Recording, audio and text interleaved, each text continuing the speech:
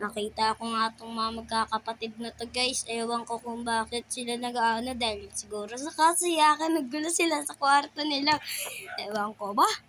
Uy, basta kapitbahay ko lang to. Binidyoan ko pa nga oh.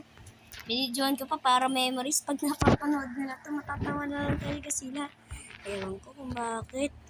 Kung ba't ganun talaga silang mga kung ba't nagrarabulat sila, nag-away ba, nagtatawanan lang. Ay, grabe naman itong mga magkakapatid na to, mamukhang unggoy. Mamukhang unggoy, grabe naman ako na, kaya naman binidyoan ko to guys, oh. Binidyoan ko pa to, yun o, nagpapatunay yun guys, binidyoan ko yan, oh. Binidyoan ko yung mga magkakapatid na nag-aaway. Mga magkakapatid na mga magkakapatid na nag-aaway. Mga magkakapatid na nag-aaway. Binidyoan ko pa. Grabe. Tawan-tawa talaga ako.